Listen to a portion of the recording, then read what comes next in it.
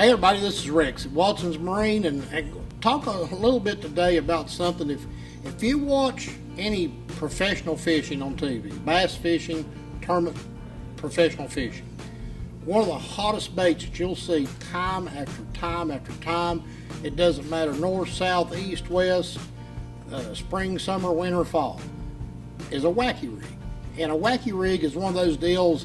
I remember the very first time that I saw that, and I thought, well, that's the most ridiculous thing I've ever seen in my life. But they bite it. I don't know why. Don't know. It's just the motion of the way this bait falls. But fish react to it and fish bite it. And lots of times, even in heavily pressured situations, they'll bite a wacky rig bait when they won't bite hardly anything. So in a wacky rig bait, the number one wacky rig bait on earth is a Gary Yamamoto Senko. Lots of other manufacturers have come out with a version of this bait. Berkeley has one called the General. Yum makes one called the Dinger. But this particular one is the Gary Yamamoto Senko. It was the original. And there's several different ways to rig this bait. And just like any bait nowadays, things are a little bit expensive. So you kind of want to get the most out of what you can get out of one of these baits. And back in the day, we would use just a regular, just a long shank, straight shank worm hook, and hook this bait in the middle. It would just hang like this. And when this bait falls in this rig, it just flutters, and both ends of that bait will just kind of quiver on its way down. That's what gets it. And so wacky rigging has evolved so much over really the last few years, and there's a couple of different ways to rig this bait that will help your baits last longer and even help with the hookups and the durability of it. So one of the most popular methods in recent history is Case Plastics. Makes this little tool, and it's outfitted with these little rubber O-rings.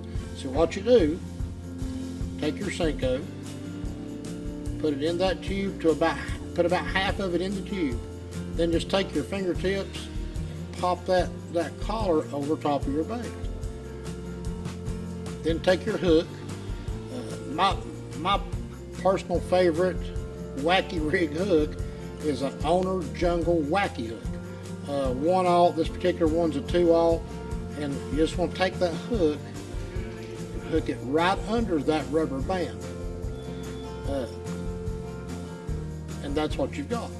There's your wacky rig. And most of the times you want to fish this weightless. You can put a weight in one end, and as it falls, it'll kind of stand the bait up. But more often than not, you just want to fish it weightless, just as it is. And you can see how just moving around, how this bait kind of wobbles around. You get the same kind of effect when it's sinking.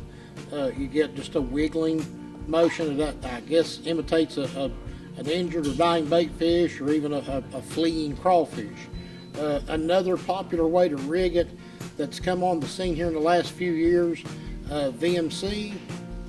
It's called a crossover plier.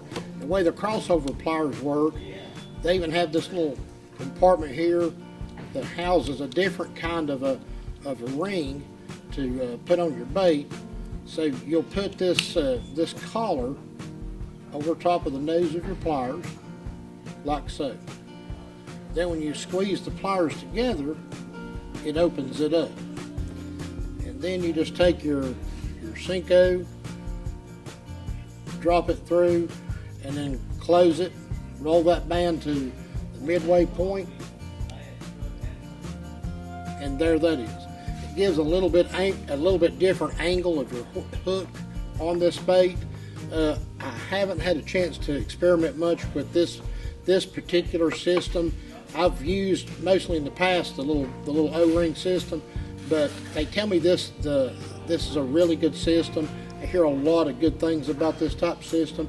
I look forward to trying it, and we're heading into we're at pre-spawn right now. These bass are starting to move up and get shallow, and before you know it, they'll be bedding largemouth and smallmouth and spotted bass, and just about all of them will bite this bait. But the Wacky rig, it lives up to its name.